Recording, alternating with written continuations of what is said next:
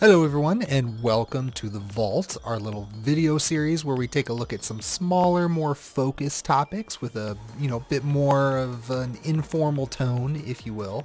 It's been a while since we've done one of these, but since I'm in the midst of a really busy stretch here, I figured it was perfect to put one of these out since I don't really have time to do some of the more extensive editing that comes with the guides. So today we're going to talk about crushing versus evasion. So this is a topic that pops up every once in a while in our Discord, and I've seen some some Twitter clips and stuff that have kind of caused some confusion, I guess you could say, among some players, particularly beginners and intermediates, because we tend to use the terms crush and evasion interchangeably when we're just talking to each other, but I think it's really important because they're both sort of system mechanics. I mean, crushing is more of a technical system mechanic, but it's important to know the distinction between the two because I think it will just help with your gameplay and understanding of the game. Let's talk about this. So first, what's the difference between a move that has evasion and a move that crushes? So the short version is actually pretty simple. Evasive moves have a tendency to avoid certain things, whereas a crush will always avoid that thing. In other words, a crush is a form of immunity, whereas evasion is like a hitbox, hurtbox kind of thing. So I have law here. So it's important to start by talking about statuses. So you might have noticed with the new frame data tool, which I have pulled up here, of course, that it shows when you're crouching and when you're airborne. Now, this is really important. If you are crouching or if you're in a crouching status, a high cannot hit you, period. Full stop. If I hold down here and just keep holding down here, there is not a single high move in the game that will hit me. And the same is true for an airborne status, but for lows, obviously. If I'm airborne, a low will never hit me. It just won't. And it's hard to show that, obviously, here since you can only jump for so long. But if you think of something like Yoshi's helicopter, if he's sitting there hovering, he will, and not doing anything, he just stays in that stance, he will never get hit by a low. He just won't if he just stays there. Now, with that out of the way, we want to go a little bit more in depth and give some, real useful info, since a lot of people probably intuitively understand what's going on with that. But remember the video we did a while back about the down forward trick, where you could accentuate the evasive frames of standing moves? Well, in that video, I used Paul's down forward 2. Now, Law has a similar down forward 2, that has some tricky evasion. But if you look at the frame data tool as I do this, you see that little standing there? You see how he goes not standing, crouching. You see how it just briefly goes into crouching? So that's sort of the what we were talking about when we were going over that down forward trick. So that's why it actually does, not so much of a crush, but it will go under things for that little bit of time that it goes into crouching.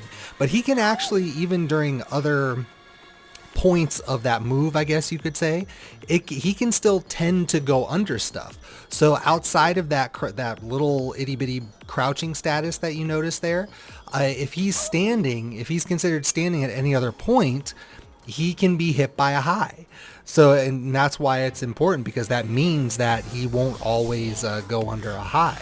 But if I use a move that's a crush, and let's take a crouch jab, for instance, I go into a crouching stance and I stay there.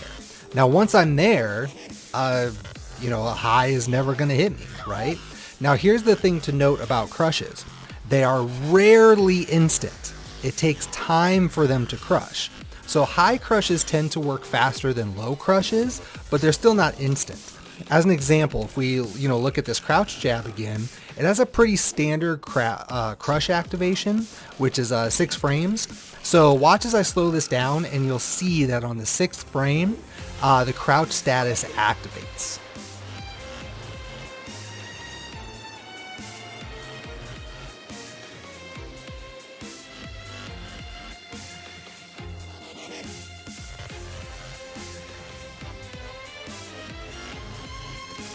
Now, if we go over to King for a minute, King's Atlas Hammer is kind of notorious for doing this, or a notorious example of a crush, I should say.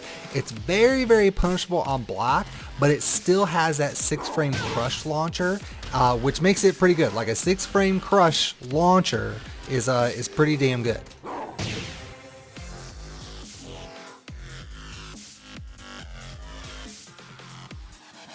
Now, since we're on King, let's talk about low crushes. So they work the same way, of course, just with the airborne status that I mentioned before. However, the standard low crush doesn't activate until frame 9.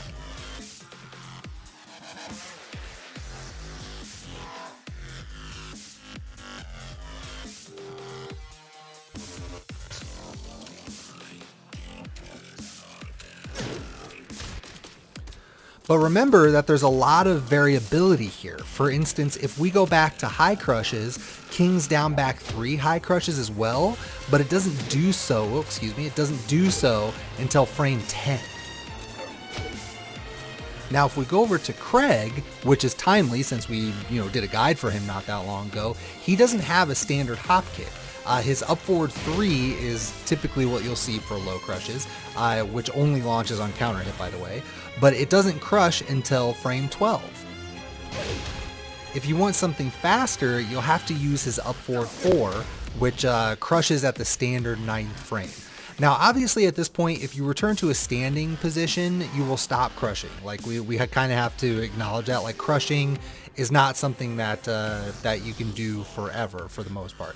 So with crouching moves, a lot of times you can just hold down and stay in crouch, which we've kind of demonstrated with the crouch jab, but jumping moves don't really allow that. But it's worth noting that sometimes the crush window doesn't last for the entirety of the move's animation. So going back to King, we can look at his up forward 1+2. It starts crushing at frame 9, so pretty standard for a low crush, but it stops crushing at frame 33, which is actually a couple frames sooner than the hitboxes. Now, more correctly, we should probably say that he returns to standing at frame 33, but watch.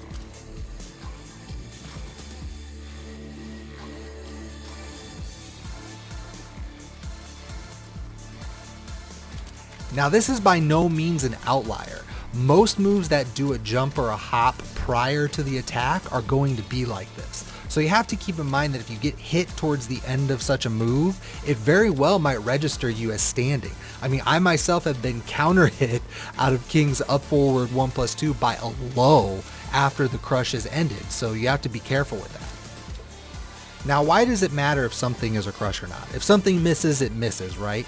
Well, like our guru likes to say, abuse the system.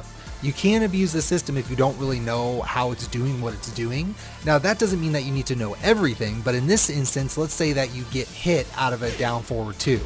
There are, maybe that slight crouching instance at the beginning of the animation, but outside of that, there are no crush frames. So if you get hit, you know that it has to do with some combination of timing and spacing.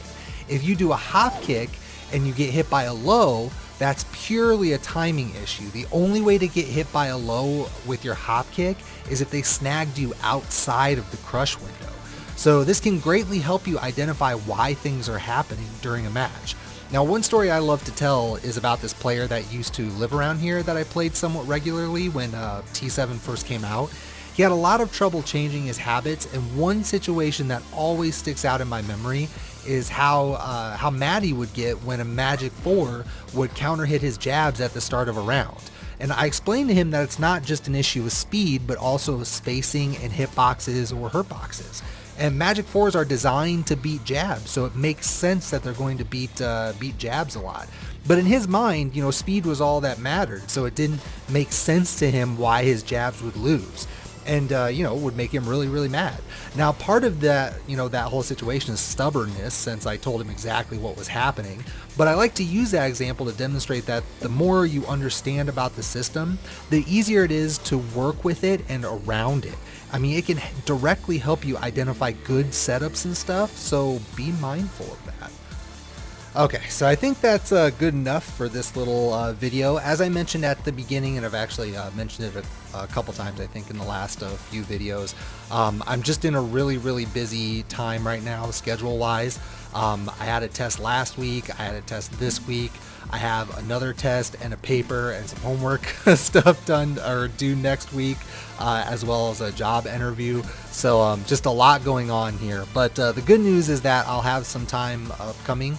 After next week is spring break, so that should greatly alleviate my school stuff that's going on. So hopefully I should have a lot more time to do guide videos and whatnot. But just bear with me if there's not as many videos as I would like, or as you might be used to since I started doing this again. But you know, with that, kinda as always, we got a shill again. So you know, links in the description below. But you know, we got Twitter, Facebook. You know, obviously subscribe and like the videos here on YouTube. Feel free to comment. I'm always open to suggestions. I mean, if there's stuff that you guys want to see, definitely let me know. You know, I'm trying to do content that I think people want, but you know, if there's stuff out there that I'm not doing that you want to see, definitely let me know, and I can look into it. But obviously the big one is Patreon. You know, please consider supporting me on Patreon. That helps me keep doing this, and you know, keep the motivation to keep improving, although I am having a lot of fun with this stuff. But yeah, that's it, guys. So hopefully I can get back to the regular guide videos here soon, but otherwise I want you all to take care of yourselves. I appreciate you all, and I hope you enjoyed this video.